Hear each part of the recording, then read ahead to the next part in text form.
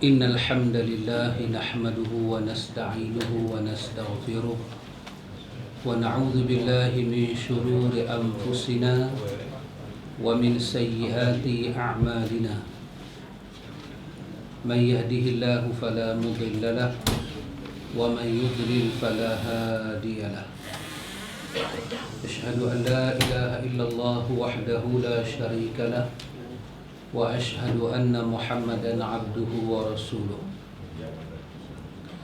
اللهم آت نفسي تقواها وزكيها أنت خير من زكاها أنت وليها ومولاها آمين. أما بعد، إخوة الإيمان، إخوة في الدين، أعزكم الله وأحبكم في الله. Alhamdulillah, Alhamdulillah, summa Alhamdulillah. Ikhwatul iman, Alhamdulillah kita sambung majlis ta'lim.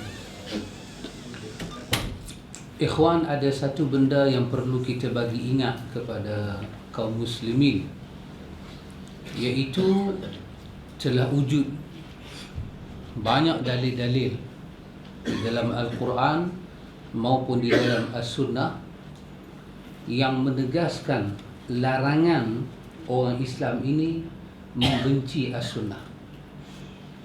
Tidak boleh membenci As-Sunnah. Larangan ini begitu tegas.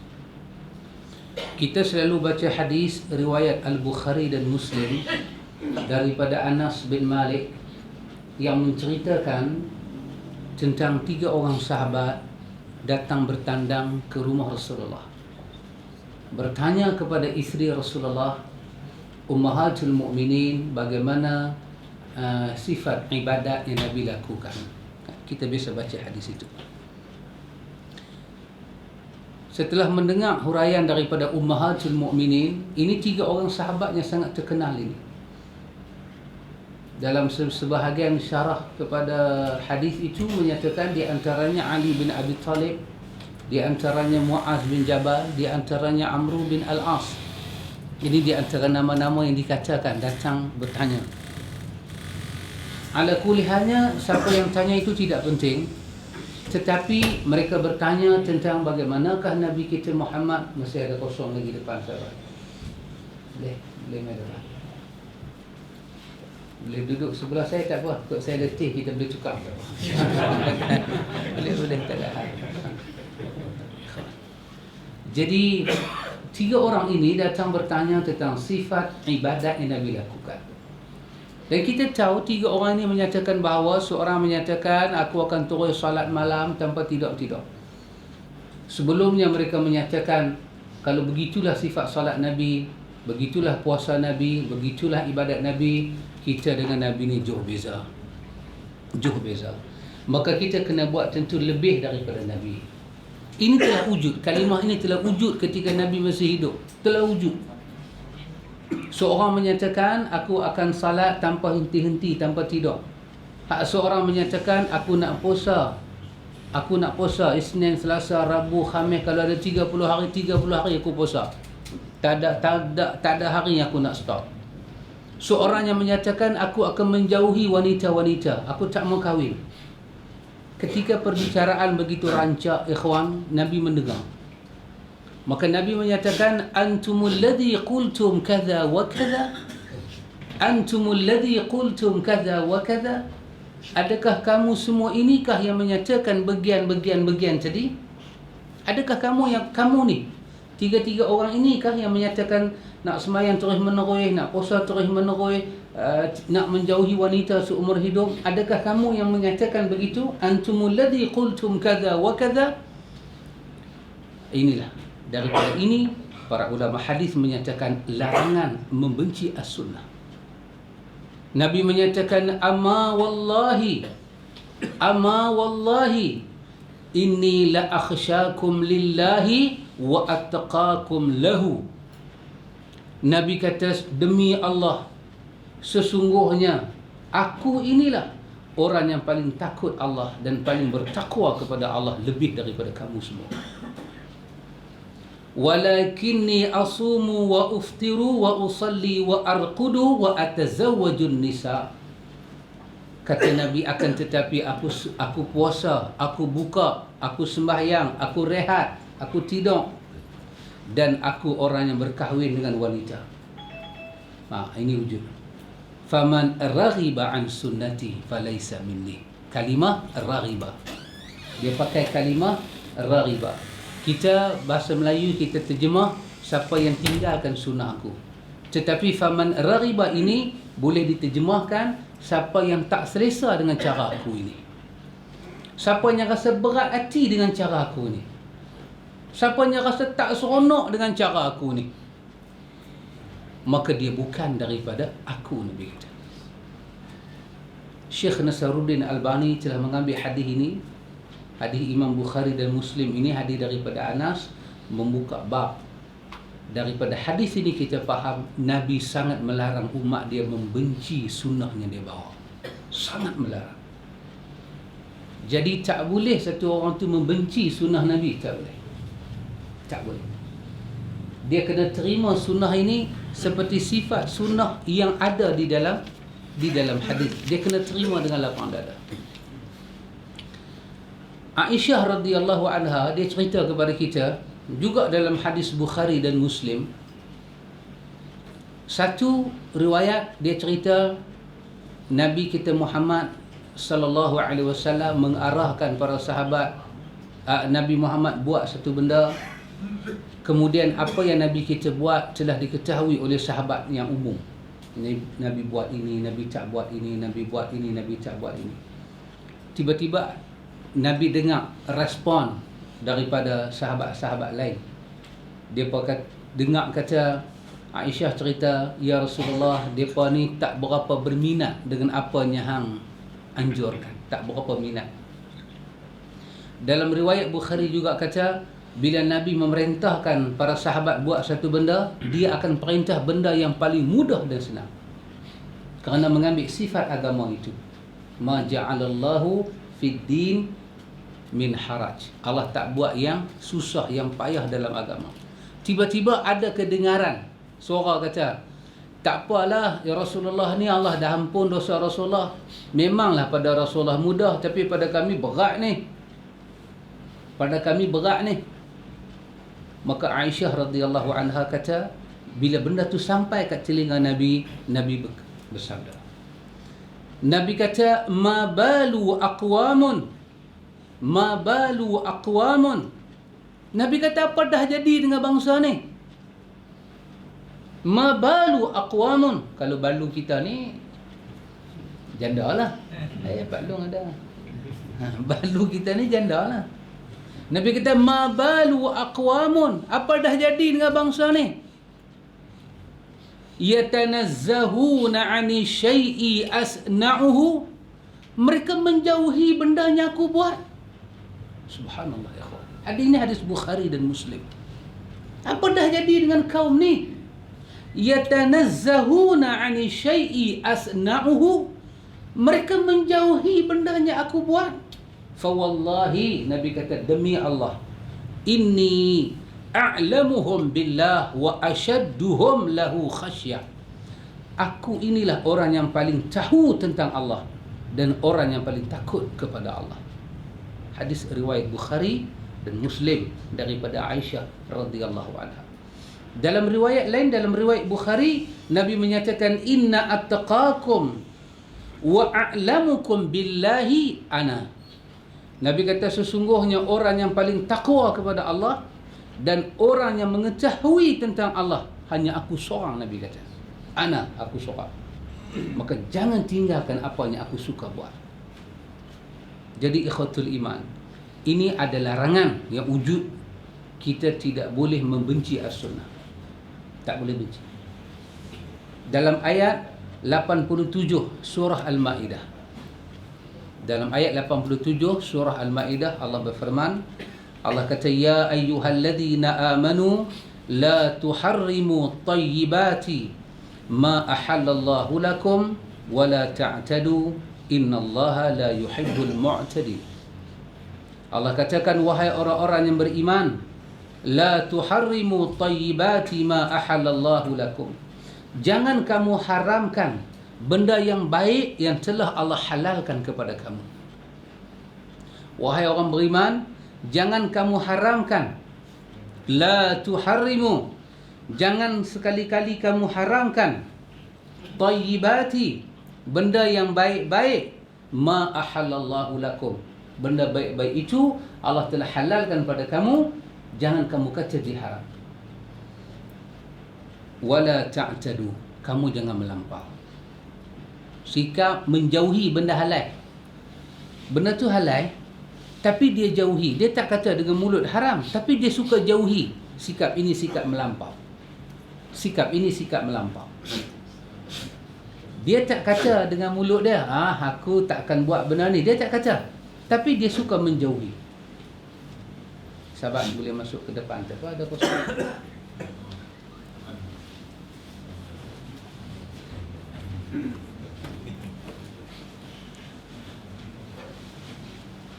Jangan sekali-kali kamu mengharamkan benda yang baik yang telah Allah Ta'ala halalkan kepada kamu. Jangan sekali-kali buat kerja. Jangan sekali-kali. Wala ta'tadu, dan jangan sekali-kali kamu melampaui batas. Kalau kata dengan mulut benda tu halal campur baik, kita kata haram, yang tu dah salah total. Tapi melampau ni apa dia? Melampau ni menjauhi benda baik yang halal. Menjauhi, berpaling. Ini sikap yang melampau.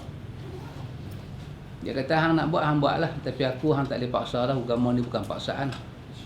Sebab besok Tuhan nak hisap kita pun seorang-seorang kan. Apa yang aku buat, aku tanggung. Apa yang hang buat, hang tanggung. Tapi yang banyak dia duk menjauhi itu, benda baik yang halal. Allah Ta'ala kata, wala ta'tadu, kamu jangan melampau. Innallaha la yuhibbul mu'tadin. Sesungguhnya Allah tak suka orang yang melampau. Di dalam ayat ini 87 Al-Maidah ini, ketika para ulama mensyarahkan, kata para ulama, benda yang pertama baik dan halal dalam agama ini adalah sunnah.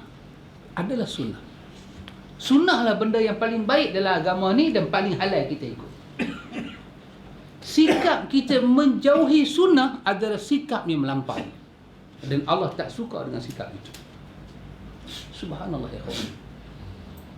Yang kedua, baru jatuh makan, minum, pakaian yang halal-halal. Benda halal jangan kita jauhi. Jangan kita jauhi. Tapi sebelum nak jatuh makan ni halal, benda ni halal, benda sunnah yang baik, benda sunnah, benda yang paling baik yang telah Allah halalkan untuk kita adalah as-sunnah. Dan Allah menyatakan la tuharrimu, jangan kamu haramkan benda itu. Cara kita tak mau sunnah ni, kita lari macam dia benda haram, macam dia benda tak baik.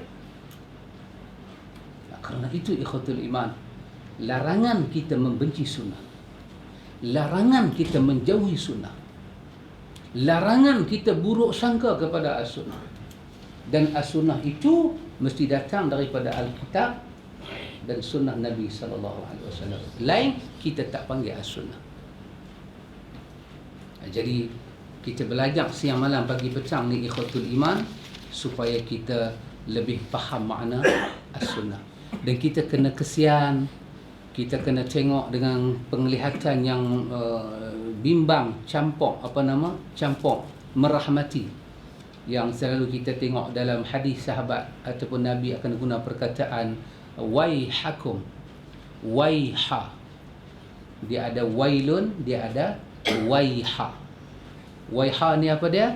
Ta'jub wa tarahim. Heran campur belah kesian. Kita kata waihakum ya ummat Muhammad. Aku heran dan aku kesian dekat hangpa umat Muhammad. Kenapa sunnahnya hangpa ambil sikap berperang? Kenapa sunnah? Kenapa tidak bid'ah? Kenapa tak musuh dengan benda-benda lain? Kenapa sunnahnya kamu jadi sasaran? Nak kritik, nak condemn, nak tuduh, nak prasangka buruk. Kenapa sunnahnya kamu benci? Waihakum ya ummat Muhammad. Kita kata apa? Waihakum ya ummat Muhammad. Kita rasa heran dan rasa kesian dengan perangai dan sikap macam ni. Wahai umat-umat Muhammad, dampinglah kepada sunnah, fahamlah kepada sunnah Nabi kita Muhammad. Ikhwatul Iman, bab kita malam ini bab yang ke-20, muka surat 26.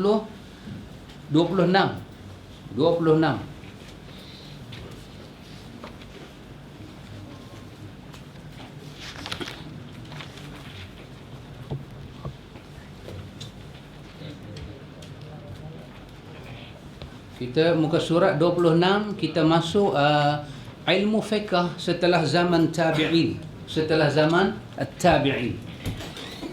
Yani ikhwan, kita dah cuba ambil tahu sikit zaman Nabi fiqh ni macam mana. Kemudian zaman sahabat, fiqh ni macam mana. Ini pula ikhwan, kita cuba nak tengok ilmu fiqh setelah zaman tabi'in. Iaitu setelah zaman ulama yang pertama yang belajar dengan sahabat, generasi yang pertama, zaman Nabi, zaman sahabat. Datang orang yang tak tengok Nabi, mereka hanya tengok sahabat. Mereka belajar. Mereka dah pandai, mereka pun balik ke negeri masing-masing. Maka orang yang pertama mengaji dengan mereka, fiqh mereka tu macam mana pula. Fiqh kita ni jangan cakap lah fiqh berbawa suara, fiqh dalija. Jangan cakap lah. Kita tengok fiqh kita. Kemudian setelah zaman tabi'in, Allah Subhanahu wa taala menciptakan generasi yang siap mengembang amanah ilmu. Mereka mengambil ilmu daripada para tabi'in dan menjalinnya berdasarkan metod guru masing-masing. Mereka berpegang teguh dengan hadis-hadis yang bersambung hingga kepada Rasulullah sallallahu alaihi wasallam dan berdalil dengan ucapan-ucapan para sahabat dan tabi'in, kerana mereka mengetahui bahawa pendapat sahabat dan tabi'in tersebut mengandung dua kemungkinan.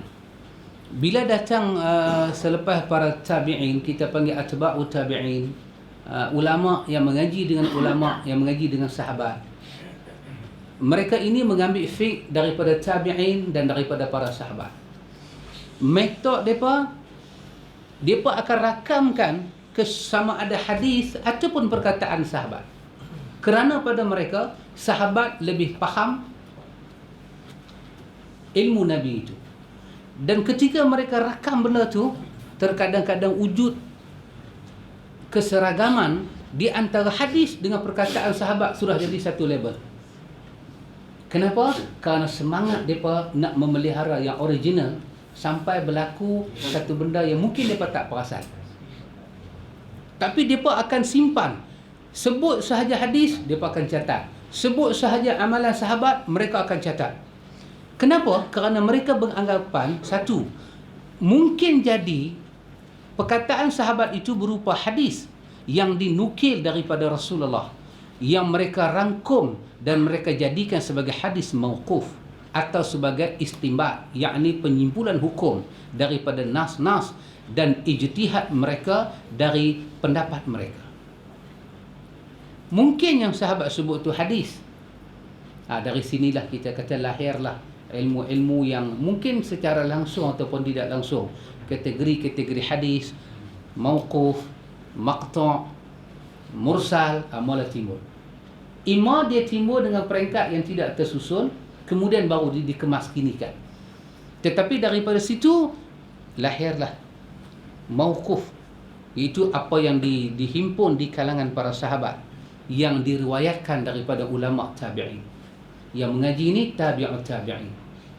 Yang mengaji ini tabi'ut tabi'in kepada tabi'in. Bila para tabi'in bercerita, mereka ni akan tulis. Maka dimasuklah riwayat-riwayat ke semua ini. Antum tengok kita baca hadis apa? Hadis Abi Umamah Al-Bahili kan, dalam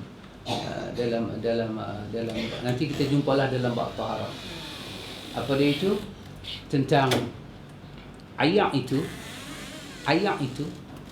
tidak ada benda yang boleh buat dia jadi najis.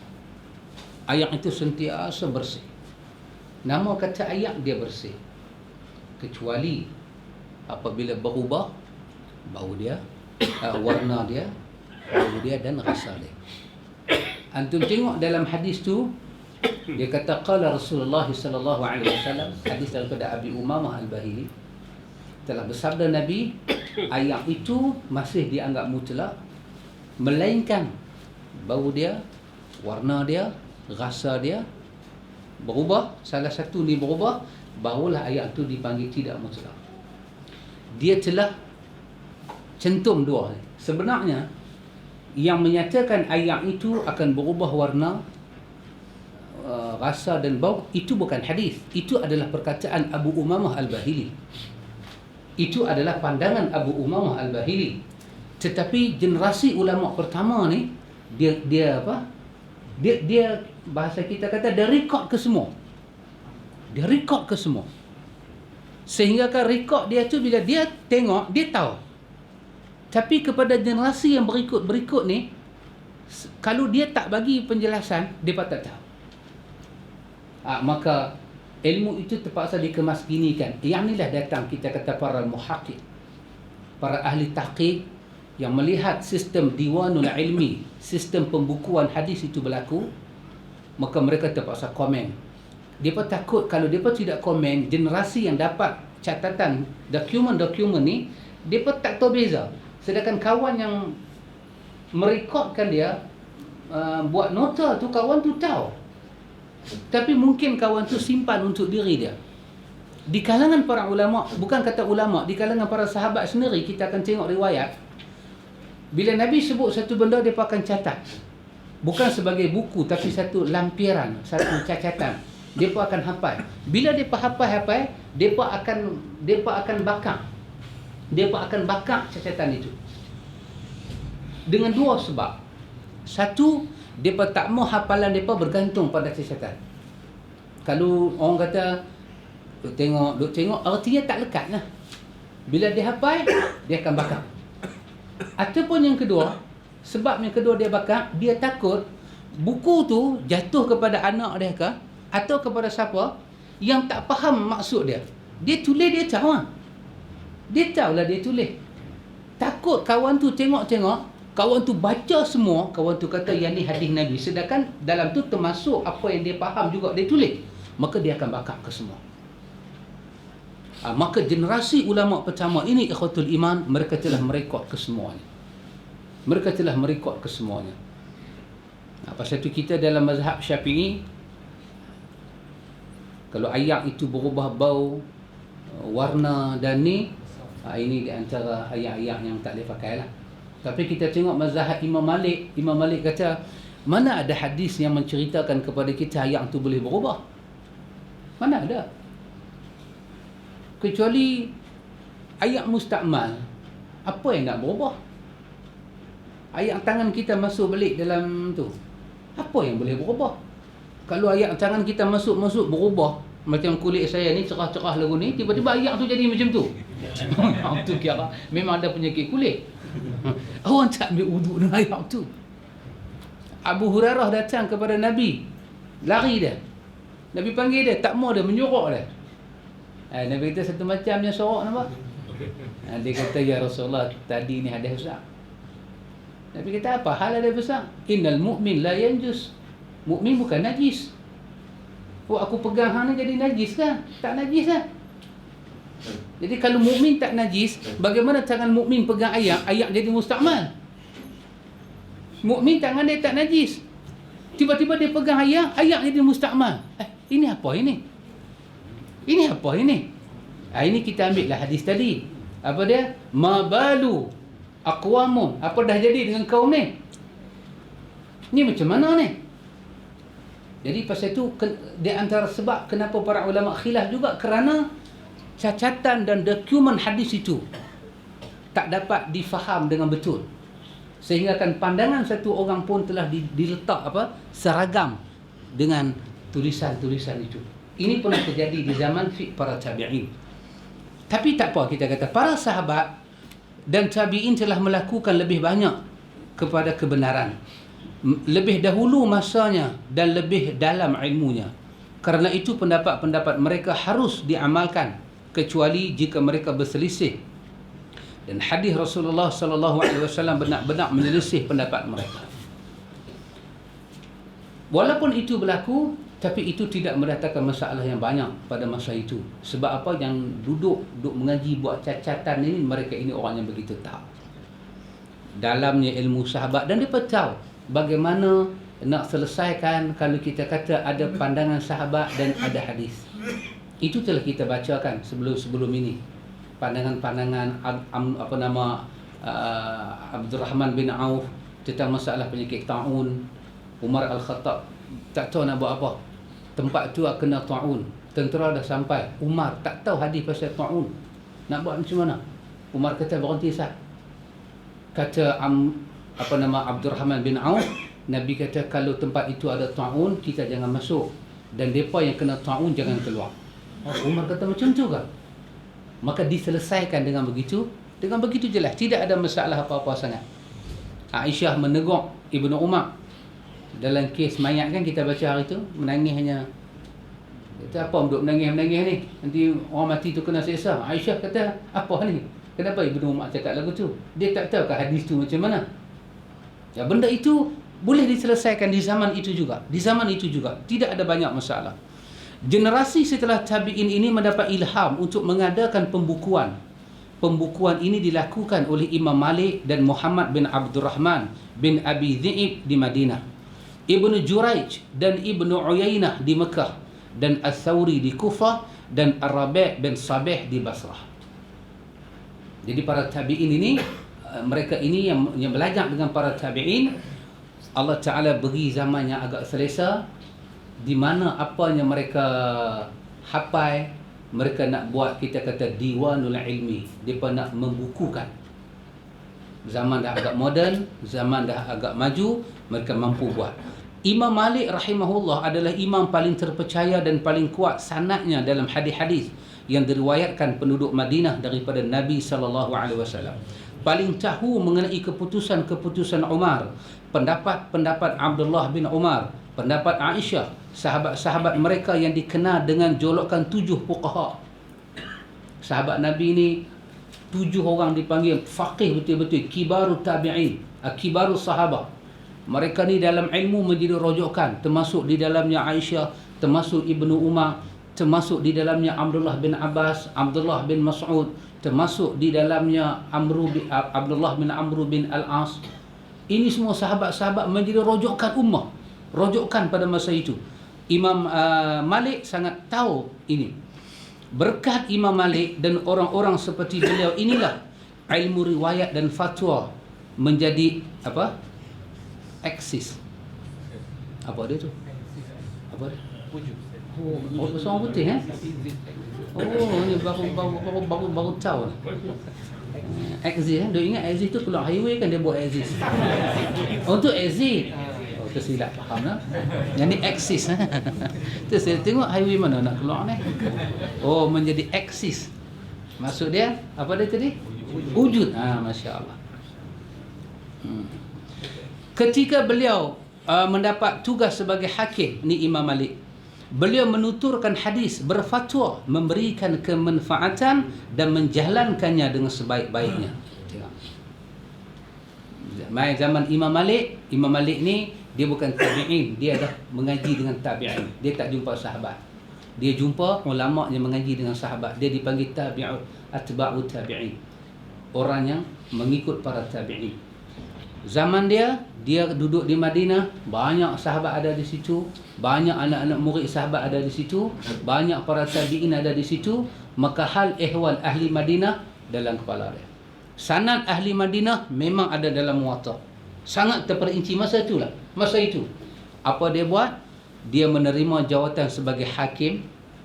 Sebagai hakim, apa dia boleh buat? Menggunakan hadis Nabi, memutuskan hukum-hukum yang ada pada masa itu. Antum tengok pengaruh ustaz kalau ada ilmu hadis dapat jawatan. Pengaruh dia mana? Dan pengaruh ahli bid'ah kalau dapat jawatan. Dua-dua tu sama naik. Dua-dua sama naik. Jadi pasal itu kadang-kadang jawatan ni juga penting. Juga penting. Dapat satu jawatan besar-besar. Orang sunnah dapat pegang jadi qadi dah. Senang orang menikah. Qadi tu akan terkenai.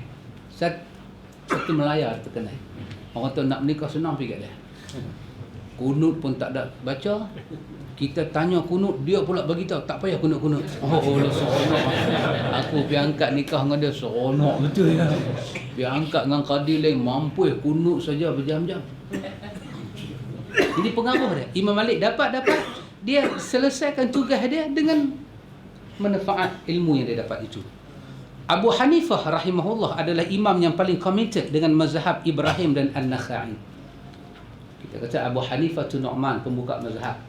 Tapi dia membuka mazhab dia juga mengaji dengan ulama sebelum dia. Di antaranya Ibrahim An-Nakhai, seorang yang pemikiran sangat hebat. Abu Hanifah juga terpengaruh dengan pemikiran Ibrahim An-Nakhai dan membuka mazhab dia, pandangan-pandangan dia sealiran dengan mazhab Ibrahim An-Nakhai. Kecuali dalam masalah yang dikehendaki Allah, beliau memiliki kemampuan yang tinggi dalam menerangkan mazhab, memiliki pandangan yang akurat dalam mengeluarkan hukum-hukum, dan berkecimpung secara penuh dalam cabang-cabang fiqh. Murid beliau yang paling terkenal adalah Abu Yusuf. Sementara antara muridnya yang paling baik tulisannya dan paling setia mengikut pelajarannya adalah Muhammad bin Hasan Asy-Syaibani. Dia mengambil ilmu fiqh daripada Abu Hanifah dan Abu Yusuf. Kemudian Muhammad Hasan Asy-Syaibani pergi ke Madinah dan membaca kitab Muwatta' di hadapan Imam Malik. Lalu setelah kembali ke negerinya, masalah demi masalah dalam mazhab Abu Hanifah dia bandingkan dengan kitab Muwatta'. Jika ternyata cocok, dia amalkan. Jika tidak, maka dia memperhatikan. Sebelum Imam Syafi'i mengaji dengan Muwatta' Imam Malik, Muhammad Hasan Syaibani mengaji dulu dah. Kita kalau cerita Imam Syafi'i kan, kita kata dia hafal Muwatta'. Macam dia seorang je hafal Muwatta' kita buat. Kita buat macam orang lain tak kenal Muwatta'. Imam Malik itu sahibul Muwatta' pun kita tak cerita. Kita kata Imam Malik, Imam Syafi'i dapat Muwatta', mazhab dia jadi mazhab yang tinggi. Bukan dia tulis Muwatta', dia mengaji Muwatta'. Tapi sebelum dia, pengaruh orang-orang yang mengikut mazhab Abu Hanifah daripada Baghdad, mereka pergi ke Madinah nak mengapai sanad-sanad Ahlul Madinah yang ada dalam Muwatta' Imam Malik, Muhammad Hasan Syaibani. Bila dia mengaji Muwatta', dia balik ke Baghdad, dia bandingkan pandangan Abu Hanifah dan Abu Yusuf dengan Muwatta'. Muwatta' kitab yang penuh dengan sanad. Penuh dengan sanad.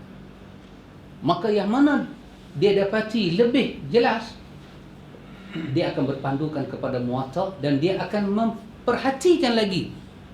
Orang kata semak balik, tengok balik pandangan-pandangan yang ada dalam mazhab Abu Hanifah. Apabila ada kumpulan sahabat atau tabi'in berpendapat seperti mazhab sahabatnya, mazhab Hanafi, maka dia pun mengambil pendapat ini. Namun jika ternyata ia bertentangan, namun jika ternyata ia hanya mendapat qiyasnya lemah atau penyimpulan hukum yang bertentangan dengan hadis sahih yang diamalkan oleh para fuqaha, yang berseberangan dengan amalan kebanyakan para ulama, maka dia tinggalkan pendapat mazhabnya dan memilih mazhab salaf yang dipandangnya lebih kuat. Sistem itu telah wujud. Membandingkan antara fatwa-fatwa mazhab, menjadikan wazan dia Al-Quran dan Sunnah dan kehidupan para sahabat sebagai, kita kata, timbang tara. Bukan baru wujud sejak zaman anak-anak murid Abu Hanifah lagi, dia pada start. Sampailah kita hari ini hanya mempusakai warisan itu je. Yang orang hari ini kata, amboi, hampa ni nak mengaji apa? Dia tanya, mengaji apa? Tak mengaji apa? Kita kata warisan khazanah ilmu macam tu lah. Sebenarnya bila kita mengaji sampai tak mau membandingkan pandangan mazhab, sampai tak tengok kepada hadis, itulah pengajian yang tidak pernah wujud dalam aliran Ahlus Sunnah. Tak ada wujud. Itulah pelajaran yang tersalah daripada manhaj talaqi, manhaj ilmu, metod ilmu Ahlus Sunnah. Ni kita duk baca ni, belum lahir lagi, belum berkembang lagi mazhab-mazhab Syafi'i. Abu Hanifah datang Imam Malik. Begini metod dia, begini metod dia. Walaupun kita kata orang kata pembukuan hadis lebih agak detail setelah zaman Imam Al-Bukhari. Setelah zaman Al-Imam Al-Bukhari lebih jelas cara dia tahqiq, cara dia susun. Tetapi kita tengok pada zaman Umar bin Abdul Aziz telah pun menjaga kerajaan dia dan memberi arahan kepada gubernur-gubernur dia supaya supaya cari khazanah Nabi sallallahu alaihi wasallam. Ini ada dalam Sahih Al-Bukhari. Ini ada. Dan kita sebut baru ni disebut di dalam tafsir disebut dalam tafsir Ibnu Abi Hatim Ar-Razi. Ibnu Abi Hatim Ar-Razi menyebut dalam tafsir dia perkataan Umar bin Abdul Aziz bahawa tempat sunnah tidak boleh diganti dengan apa-apa. Tak boleh ganti, dia kata. Sekali-kali tak boleh ganti. Dia mengeluarkan dana supaya berlaku diwanul hadis, pembukuan hadis. Dan setelah dibukukan, dihantar ke seluruh daerah-daerah supaya orang tidak mengaji kecuali hadis daripada Nabi sallallahu alaihi wasallam. Benda ni sangat panjang perjalanan dia. Kecuali orang-orang yang cetek akai, dia kata bila baru buku hadis ni, orang cetek akai. Orang ni cetek akai. Walaupun dia tak duduk kampung pening lalat, dia pening serupa lalat. Dia tak tahu apa, dia tak ada ilmu, dia kosong. Unknowledge, betul Pakcik Syaharnas? Unknowledge, bukan MT dah Pak Amin. Unknowledge, kosong. Dia tak tahu apa. Kan kita dah dengar ceramah malam kan. Tak apa, Nabi tak pernah larang makan bubuk sorang. Masuk bubuk sorang masuk neraka. Lepas ni kita buat dalca kita. Ini di antara ceramah-ceramah kelakar lah. Tak perlu. Kita kata sunnah ni. Bila orang cakap lagu tu saya teringat. Seperti yang disebut oleh Hasan Ali An-Nadwi. Hasan Ali An-Nadwi. Orang tanya pada Hasan Ali An-Nadwi. Yang tanya seorang Kristian. Apa dia kata? Quran ini aku baca satu buku yang tak cantik lah. Pasal apa? Bila dia tanya, tak ada ayat tanya. Tanda tanya tak ada. Tanda seru tak ada. Koma tak ada. Titik tak ada. Apa ni? Abu Hasan Ali An-Nadwi jawab. Dia kata itulah menunjukkan Quran untuk orang cerdik, bukan untuk orang bodoh. Koma ni untuk orang bodoh, dia kata.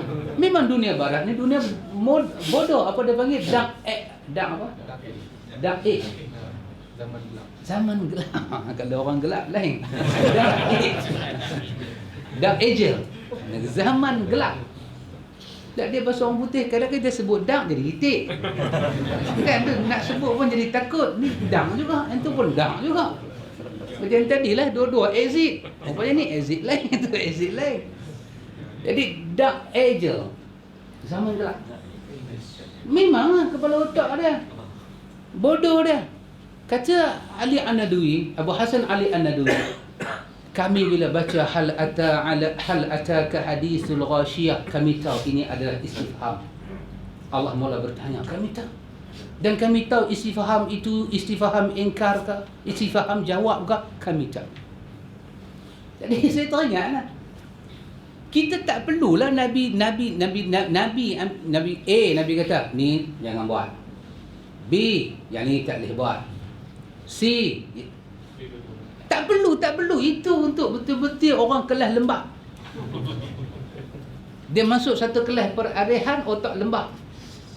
Kan jenis cikgu duk ajak kira-kira 5 campur 6. Budak tu tak dapat. Dia pejam mata, dia blur terus. Dalam dua abang 1 campur 1 2. 2 campur 2 4. Cikgu tanya 5 campur 6 hilang terus. Ni apa ni? Kan? Cikgu pula duk kena ajar kat dia.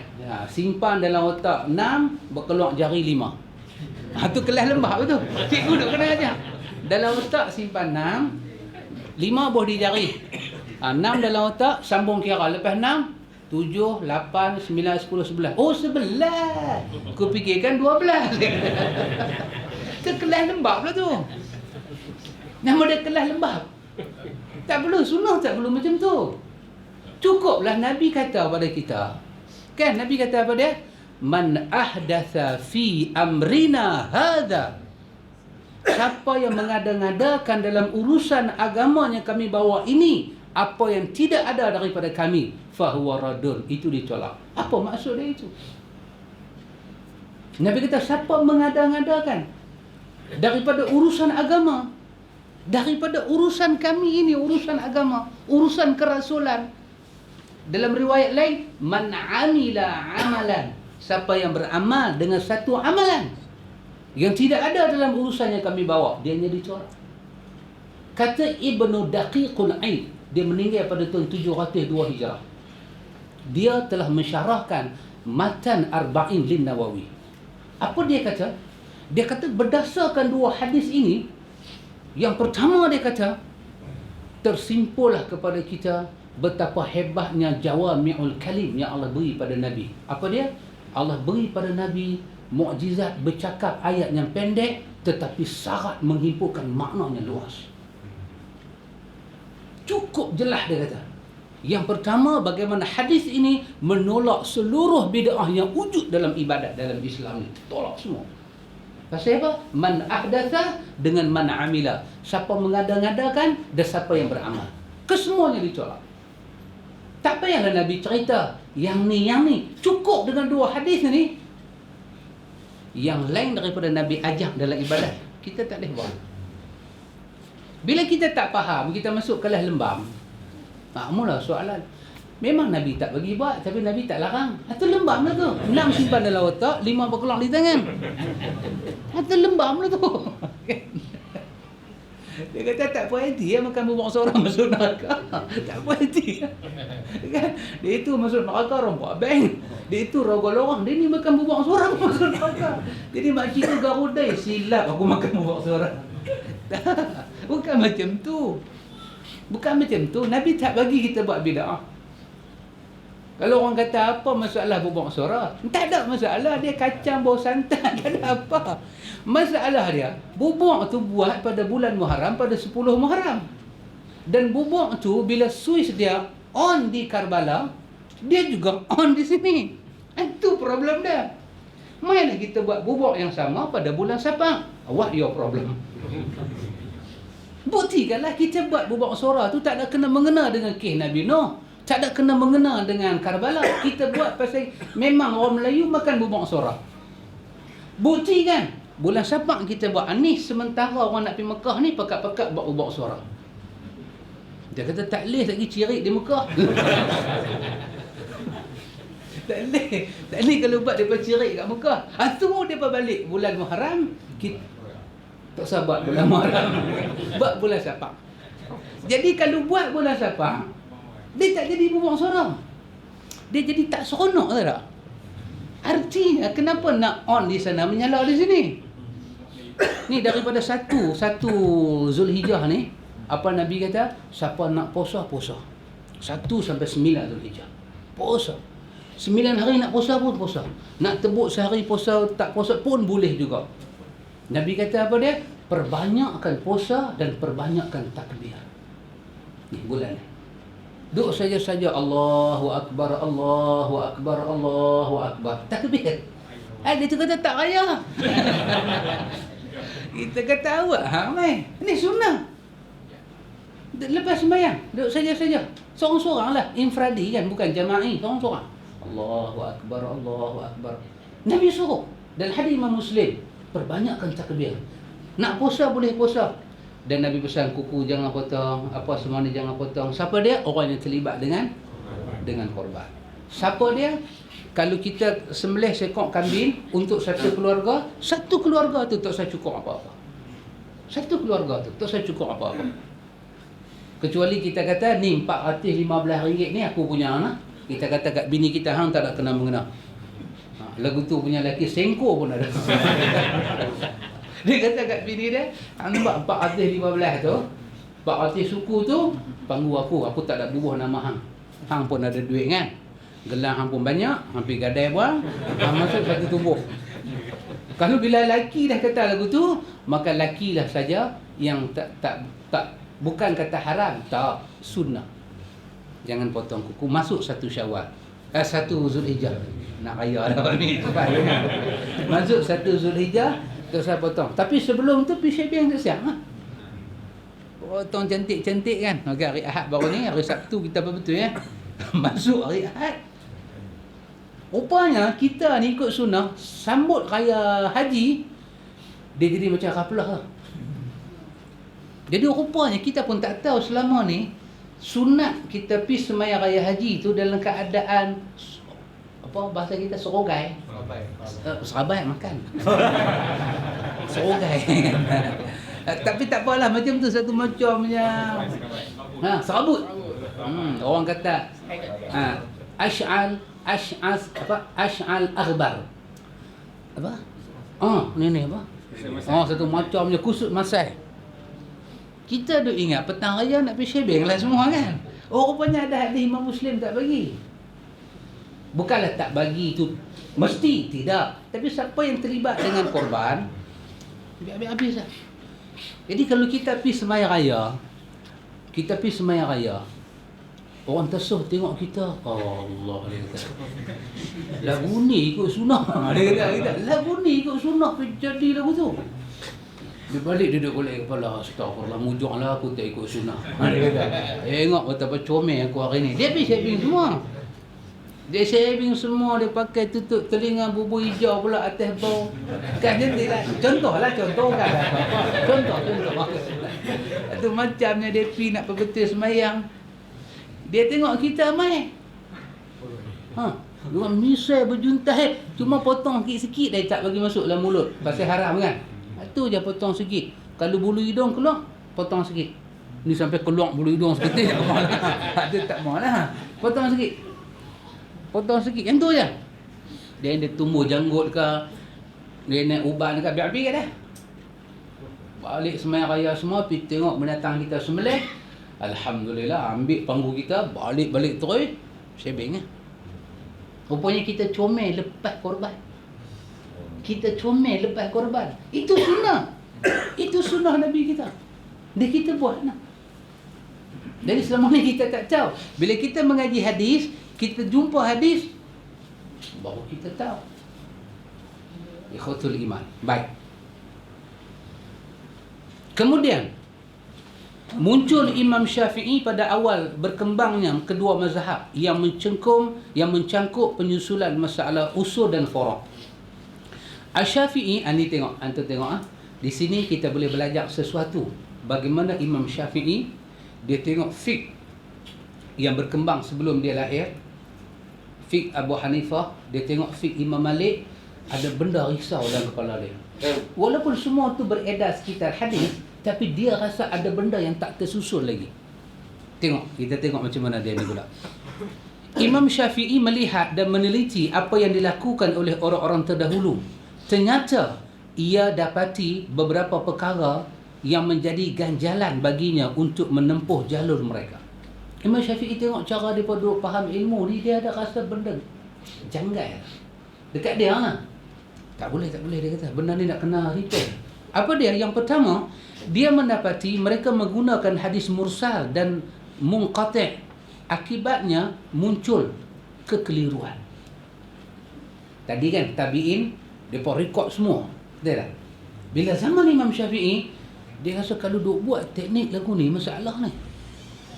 Dia bukan membantah ilmu tu, tapi dia rasa perlu satu teknik baru. Nak kena pisah. Yang mana hadis, yang mana ijtihad para sahabat, yang mana pandangan ulama tabi'in, itu tiga benda yang berbeza. Kita nak kena sampai hadis mursal. Hadis mursal ni hadis yang lemah.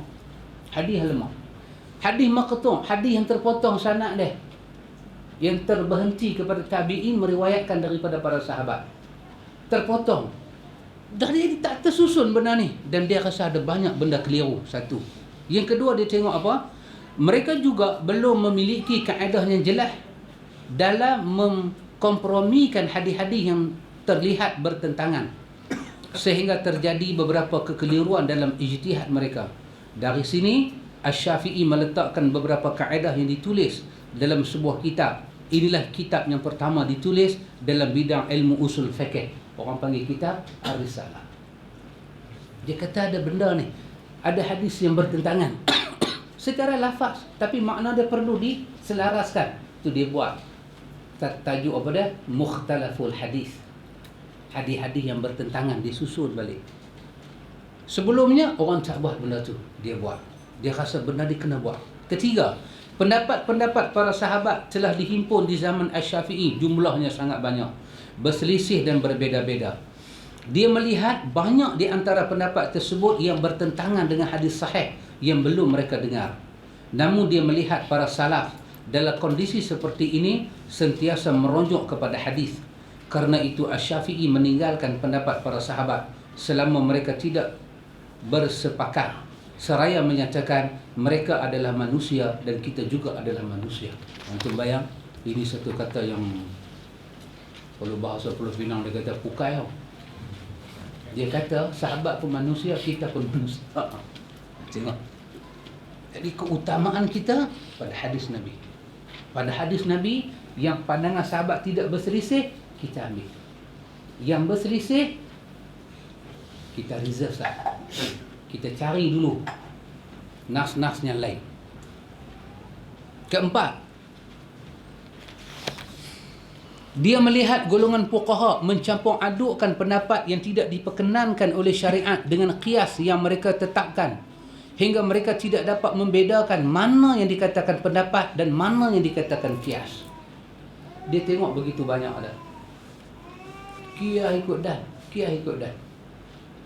Dengan anda tengok dalam mazhab Syafi'i, sembahyang mayat dengan sembahyang fardu. Kan? Dalam mazhab Syafi'i, bila kita belajar bab sembahyang, kita takbir Allahu Akbar, kita angkat tangan, betul tak? Kita letak tangan. Kita baca Fatihah semua, kita nak rukuk Allahu Akbar, betul? Kita rukuk, kita nak i'tidal Sami Allahu liman hamidah, kan? Bermakna bila mulut sebut Allahu Akbar, tangan naik. Ini ada dalam sifat salat Nabi. Datang bab jenazah, kita tak nampak ini ada. Tak ada. Mazhab Syafi'i, dia kata kerana Nabi kata sallu kama raaitumuni usalli, sembahyang macam aku sembahyang. Dan dalam sembahyang jenazah Nabi kata sallu ala sahibikum, pi sembahyanglah hampa pada sahabat hampa. Jadi sifat dia sama. Maka apa yang wujud dalam sembahyang biasa, dia juga wujud dalam sembahyang jenazah. Walaupun dalam hadis yang menceritakan sembahyang jenazah tu tak dicerita takbir kedua mulut kata Allah, tangan naik. Takbir ketiga mulut kata Allahu Akbar, tangan naik. Takbir keempat mulut kata Allahu Akbar, tangan naik. Dalam hadis tentang sembahyang jenazah ni semua tak ada. Tapi dia ada juga dalam mazhab Syafi'i. Kenapa? Dia telah kiaskan dua sembahyang. Maka bila wujud Allahu Akbar, mulut kata Allahu Akbar, tangan naik. Imam An-Nawawi dalam Majmu' kata, membandingkan dua sifat sembahyang begini adalah kias yang lemah, dia kata. Kenapa? Kerana sifat salat tamam adalah sifat salat tamam. Sifat salat jenazah tak sama. Kalau kita pergi kias benda tu, kias tu wujud, maka kias itu kias yang lemah. Maka elok kita kembalikan sifat salat jenazah pada asal dia, sifat salat biasa pada sifat dia. Maka sifat salat jenazah macam mana?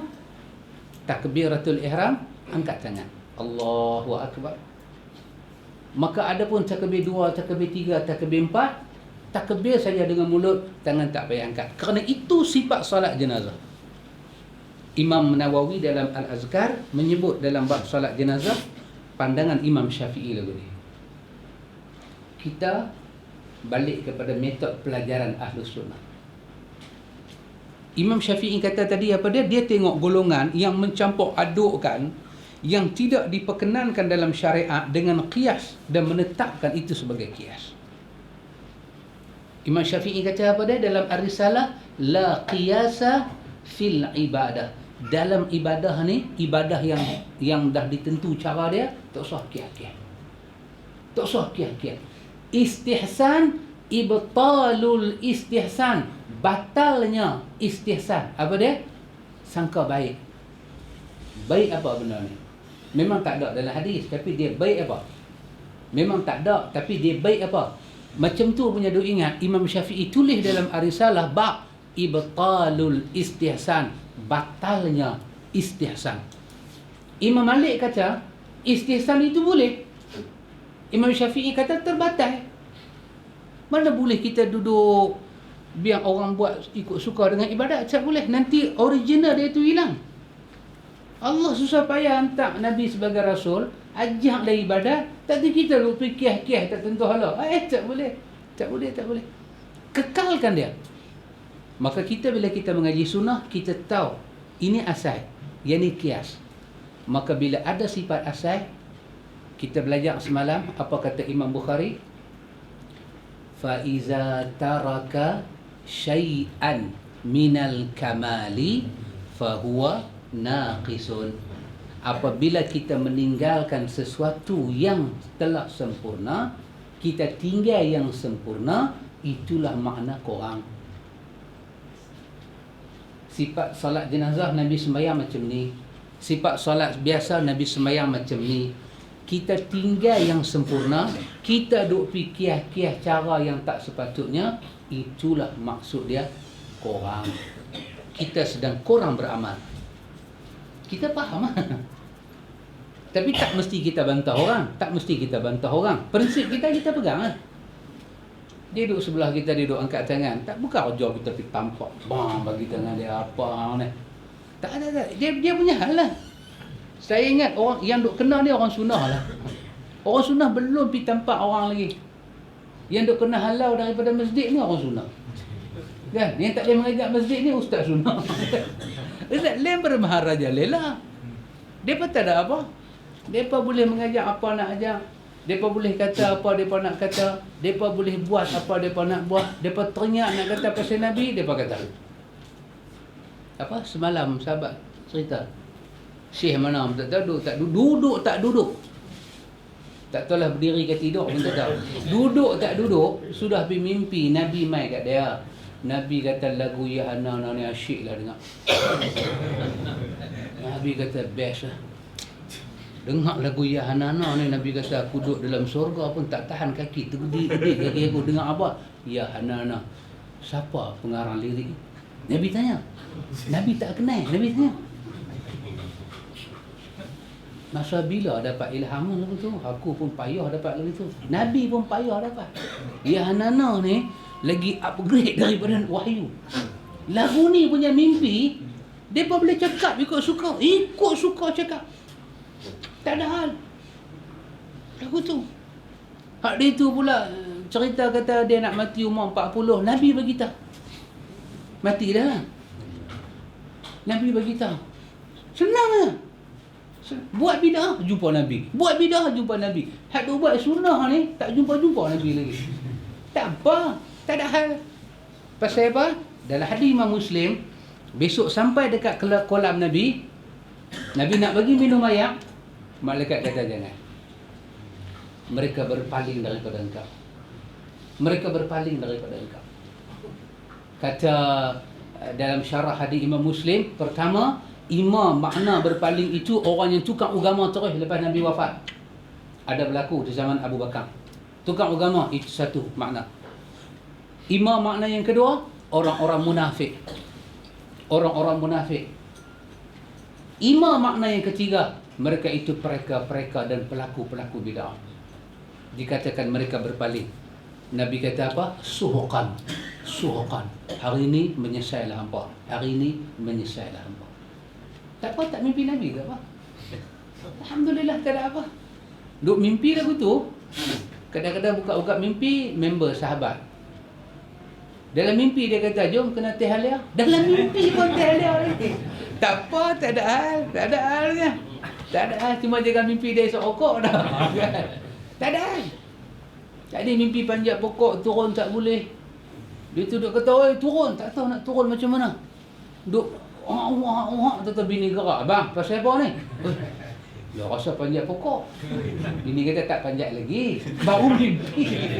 Baru mimpi macam panjat pokok. Tak apa mimpi lagu tu. Janji bangkit sembahyang subuh sunat. Bangkit sembahyang subuh sunat. Daripada duk baca ya hanana, duk ya hanana dalam kepala ingat Rasulullah duk dalam syurga, duk dengar ni. Channel apa pergi ke sana? Klasik. Ni Nabi nak buka channel tu. Channel apa Nabi nak dengar? Apa dia channel? Lagu tu punya mimpi ada. Yang mimpi ni bukan kata biasa-biasa. Nala. Hak hijau belah kiri ni. Hijau punya tebal. Tengok day ni tumpuk hitam. Kita satu badan hitam, dia tak tahu lagi. Dia ada hitam. Apa masalah dia ni? Tak tahu ni. Tak lah. Tapi jadi masalah dengan benda hitam tu. Mai tengok hitam mana yang putih. Tapi tak ada masalah kita. Tak ada masalah. Tak mimpi Nabi tak apa. Tapi kalau mimpi, alhamdulillah. Kita sembang. Macam mana mimpi Nabi semalam? Kita tak mau tafsir apa. Kita kata alhamdulillah. Cukup. Nabi pakai baju hijau. Betul saya cerita lah baju apa dia pakai. Tak cerita. Tak saja orang abang Ustaz kan. Nabi pakai warna hijau. Dia pun sorban dia nampak di belakang. Handuk cerita benda tu semua merepek. Kenapa nak cerita sorban-sorban semua? Dia pakai sorban hijau, dia bubuh pantik, apa nama celok, cantik lah Ustaz. Esok pagi dia pantik lagu tu. Bini dia kata, abang ni nak pergi mana ni? Bini jadi gagak, nak pergi mana ni? Bini tanya dia. Aku nak pergi kerja. Hijau hari ni. Dia takut mimpi Nabi macam ni. Dia pakai lagu tu pergi kerja. Jadi satu tarekat pula. Jadi satu tarekat. Kata pasal apa pakai lagu ni? Nabi pakai lagu ni. Dia ambil mimpi, dia buat jalan hidup dia. Yang hadis ni jalan hidup siapa?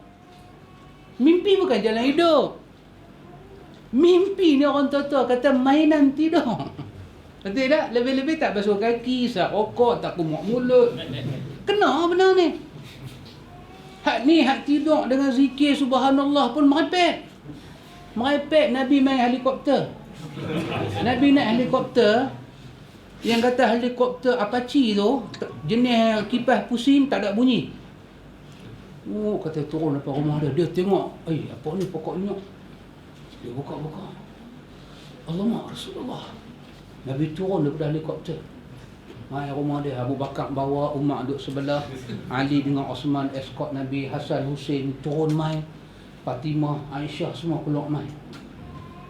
Nabi mai, Nabi kata, jom saya mai ni. Terima kasih Rasulullah mai rumah saya. Mai buat apa? Nak abang. Hang pasang tip jahanana rumah hang tu sampai sana dengar. Tak mana ada benda ni aku sampai. Lagu tu punya mimpi.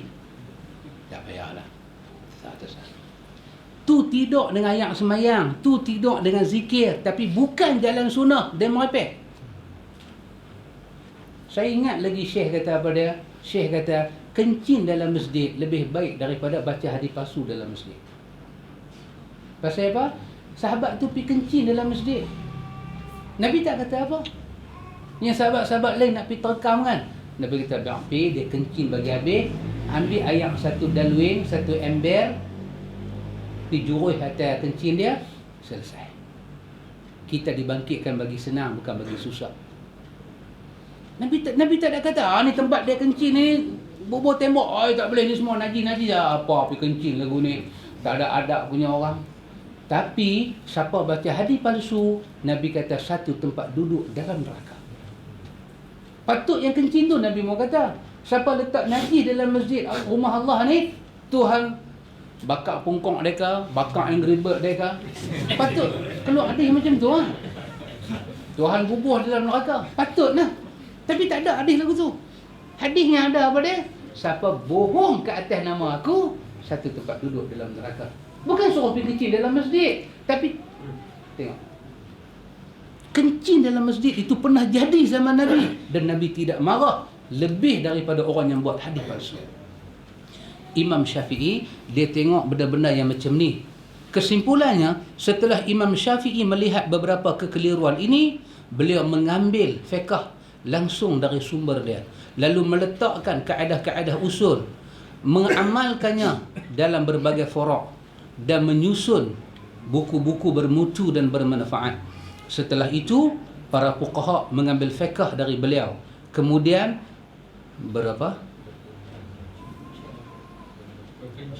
berpencar ni berapa? Melayu panggil saya ingat. Tersebaklah, itu yang betul. Dari sinilah mulanya tersebak mazhab Syafi'i. Ada 4 benda, tuan tengok 4 benda. Bila Imam Syafi'i tengok perkembangan ilmu, 4 benda pening kepala dia. Satu apa dia? Orang mula pakai hadis mursal dan hadis maqtu'. Hadis-hadis dhaif. Pasal itu hadis tentang kunut. Hadis tentang kunut yang ulama hadis lain kesan sebagai hadis dhaif. Ketika Imam Syafi'i nak istinbat hadis itu, dia berkeyakinan hadis itu sahih. Kenapa kita kata lagu tu? Sebab dia pening kepala tengok orang amal hadis dhaif. Bagaimana dia akan berhujah dengan hadis dhaif? Tak mungkin. Maka pada diri dia, pada hemah dia, pada rawi-rawi dan sanad itu, dia yakin hadis itu adalah sahih. Maka dia menyatakan kunut subuh itu sabit tiap-tiap pagi. Dengan kita tengok rapalah dia melihat orang guna hadis mursal. Hadis mursal ni hadis dhaif lah. Hadis yang maqtu' ni hadis dhaif dah terputus sanad dia. Dengan perkataan dia, idza sahal hadis fa huwa mazhabi. Dengan perkataan dia, kalaulah ahlun naqli, ulama-ulama hadis menyatakan riwayat-riwayat itu sahih, aku akan terima dan aku akan tinggalkan pandangan aku bertentangan dengan hadis itu ketika hidup dan mati aku. Pasal itu, kerana dia tak tahu, bukan kerana dia tak tahu, kerana dia yakin hadis itu sahih, dia berfatwa. Ternyata selepas itu ulama-ulama datang beritahu nilai hadis itu adalah dhaif. Agak-agak cara kita punya pemikiran, dia ada pada masa itu, dia bertahan dah hujah tu. Dia tidak akan bertahan, dia akan rojok dan dia akan rombak. Seperti kata Hasan Syaibani, Muhammad Hasan Syaibani, dia pergi mengaji dengan Imam Malik di Madinah. Dia balik ke Baghdad, dia kata apa? Kalau Abu Hanifah masih hidup, Abu Hanifah mendengar apa yang aku dengar daripada Imam Malik, dan dia membaca Muwatta' Imam Malik, dia akan tarik balik banyak pandangan dia. Itu kata siapa? Muhammad Hasan Asy-Syaibani, seorang tokoh dalam mazhab Abu Hanifah An-Nu'man. Sistem pelajaran ni tak ada kita. Ni cara tabi'in, cara ahli sunnah belajar. Tak ada. Kat kita, dah orang tua duk buat, kira ada. Kira ada. Dengan tambah yang buat ni pula, duk cetak Yasin di belakang tu, ada macam-macam dia cetak. Baca Nisfu Sya'ban ni, nak baca awal Muharram, nak baca apa. Ni 10 Muharram, Nabi Nuh punya bahtera pergi tersangkut bukit judi, mendarat. 10 Muharram mendarat, Nabi Ibrahim kena bakar. 10 Muharram juga api itu padam. Nabi Yunus kena telan ikan. 10 Muharram juga ikan tu muntah balik. Kan? Nabi Adam keluar daripada syurga pun 10 Muharram. Tuhan bertemu dia dengan Hawa pun 10 Muharram. Yang cakap ni bukan kata biasa-biasa. Yang Al-Fadil, Sahibu Samahah, As-Sahabul Fadilah yang cakap ni semua ada berat-beratnya ni. Authority punya orang. Bahasa brutal dia kata Trojan. Itu bahasa brutal. Maksud dia yang cakap ni daripada jauh rambut nampak Trojan. Maknanya orang yang menjadi authority lah yang cakap. Orang nak dengar sabar. Orang nak dengar sabar. Jadi pasal itulah salah satu kenapa sunnah ni berkembang ikhwatul iman, daripada zaman sahabat sampai zaman tabi'in, ada satu sistem yang mereka amalkan. Sistem apa? Dapat sunnah tak boleh duduk diam. Kena cara. Dan untuk amal sunnah, kita nak pisah diri kita daripada risiko, tak mungkin. Nabi dah kata macam genggam bara api dalam hadis Anas bin Malik. Genggam bara api. Dan dalam hadis Muawiyah, Nabi kata apa? 73 golongan, 73 umat aku terpecah. 72 masuk neraka. Maknanya satu masuk syurga. Siapa? Dia ikut aku dah sahabat. Satu ni selamat. Lagi 72 duk perhati hak satu ni. 72 biji mata duk perhati. Bukan 72 biji mata, 72 kali 2. Betul tak? Satu orang 2 biji mata. Berapa? 72? Ha? 144. Senang. 144. 144 biji mata, duk perhati mata 2. Larat lawan. Satu tu pula nak pecah berapa geng? 72, satu tu takkan satu tu 2 biji mata.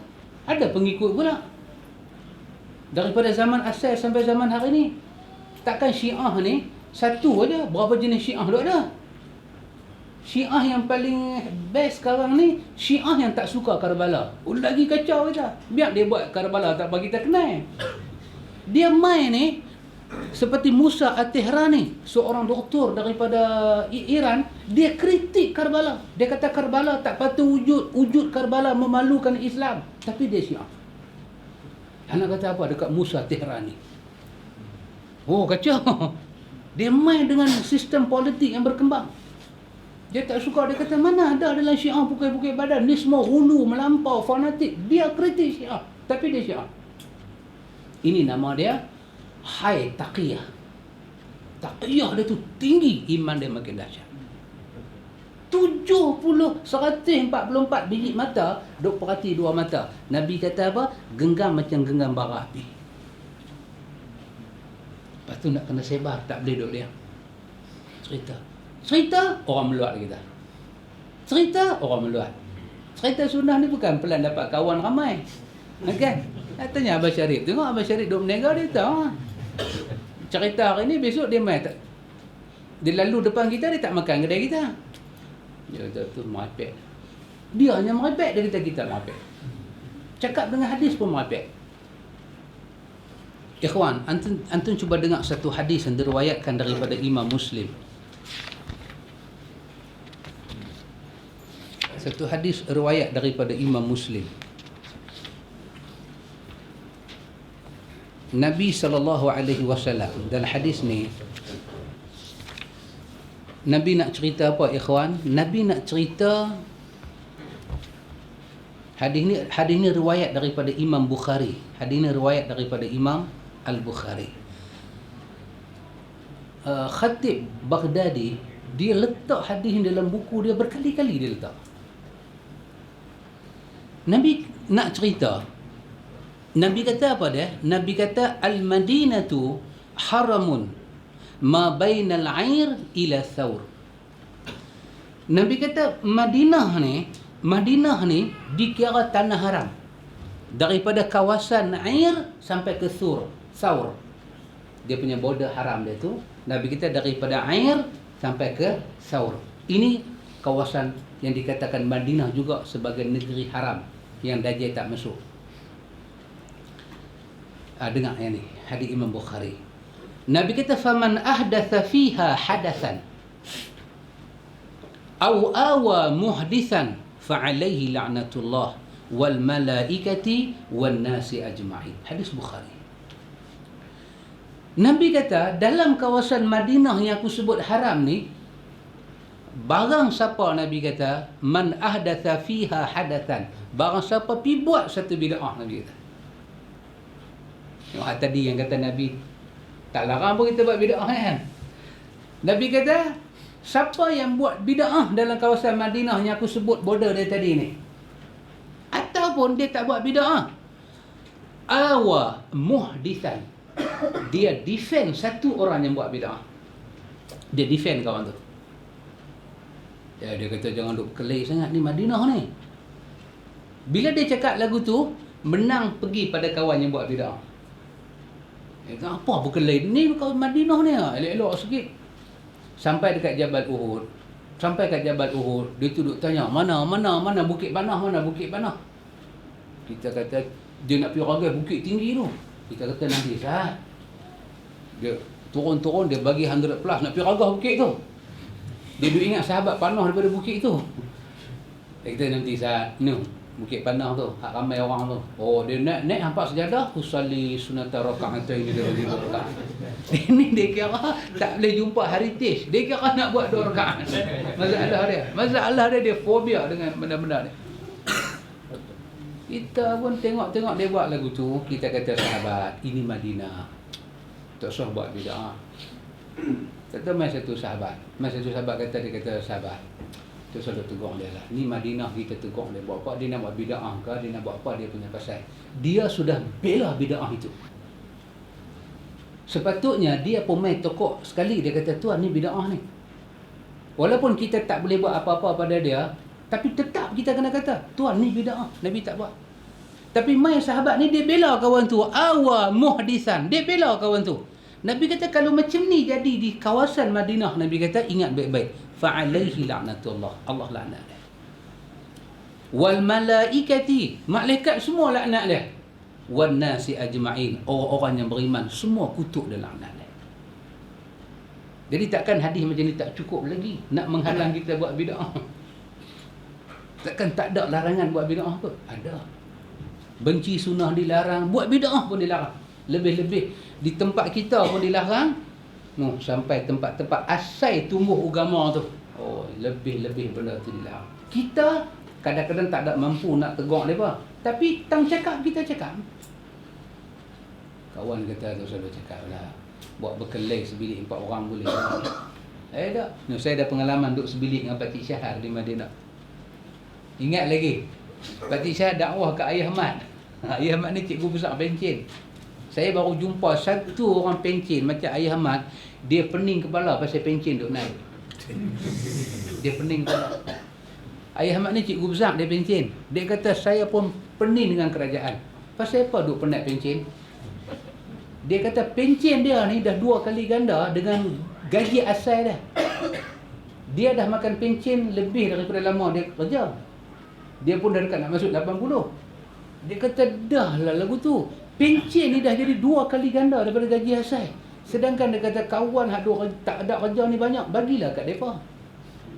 Oh, saya tahu kalau 28 juta rakyat Malaysia perangai lagu ni semua, menang tiap-tiap 5 tahun. Menang, kalau tak kalah.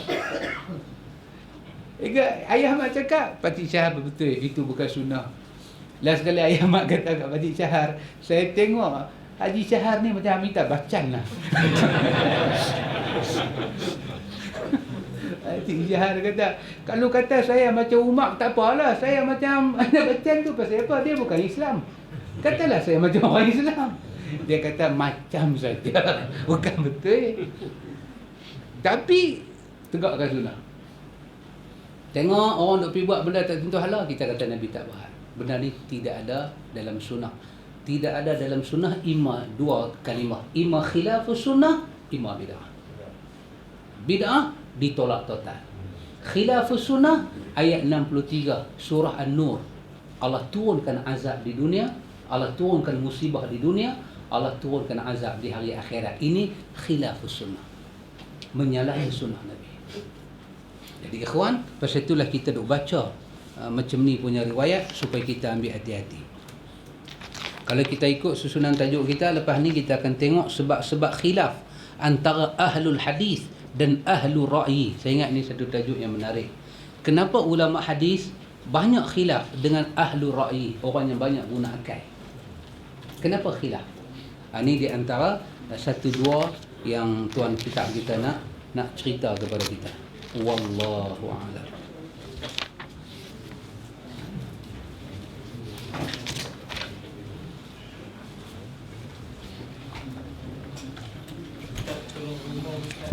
Hari Isnin 14 bulan kita ada iftar sunat Arafah. Kemudian pukul 6 Dr. Rodi akan sampaikan tazkirah sebelum 13 bulan 14 bulan. 14 bulan hari Senin. Hari Senin 14 bulan katanya jatuh hari Arafah. Hari Arafah. Maka hari itu ada kuliah asar. Ada kuliah asar di sini hari itu akan disampaikan oleh Dr. Rodi dalam pukul 6 start. Lepas tu majlis buka puasa. Kalau larat kita sambung kuliah maghrib. Kalau larat, kalau tak larat kita sembang-sembang kita balik. Ada gitu. Ya Pak. Besok malam kalau ikut jadual kita ni kuliah rumah Pak Long. iaitu sambungan akidah Syekh Muhammad bin Abdul Wahab, bahagian yang kedua. Di tepi Ustaz lah kanan tu kotak tu ada MP3 bawah. MP3 dengan tape, dengan VCD. Yang tu untuk jualan. Siapa nak beli boleh ambil ya. Dengan harga semua dia cetak. Ada harga ada dekat VCD tu. MP3 tu RM50. Nak tengok satu. Kecilnya. Tapi padat. RM50. 50 kuliah. Bukan 50 jam, 50 kuliah. Berapa jam tak tahu. Tapi biasa kuliah saya, satu kuliah 40 minit begitu aja. Di sini ada 50 kuliah, 30 juzuk Al-Quran. 50 kuliah, 30 juzuk Al-Quran. Harga dia RM50 untuk pasang dalam kereta. Yang ni yang tak syok Ustaz berniaga. Tapi bukan produk saya nah. Muka macam saya tapi bukan barang saya. Kan? Tapi bukan masjid, tak apa. Yang ni MP3. Kuliah 9 jam. 6 kuliah 9 jam. Dalam ni ada 6 kuliah, ada 9 jam. MP3 RM10. Dua ni RM60. Pasal Baitul Ilmi punya pasal kita ada diskaun. RM65 dua ni. Ada lagi. Banyak ah. Banyak ah, boleh pilih kan. Banyak tajuk, bukan satu tajuk, boleh pilih. Macam-macam ada, belah Kelang ada, belah Kelantan ada. Macam-macam belah Penang ada. Macam-macam kuliah ada. Silakan. Jadi lagi sekali hari Senin depan kuliah Asar kita pukul 6, Dr. Radhi sampai. Lepas tu majlis buka puasa sempena hari Arafah. Kalau kita larat, kita sambung Al-Ibanah. Kalau tak larat, tak ada halnya. Pasal hari itu kita puasa. Besok kuliah rumah. 15 bulan tu raya. Malam raya lah tu. Malam raya.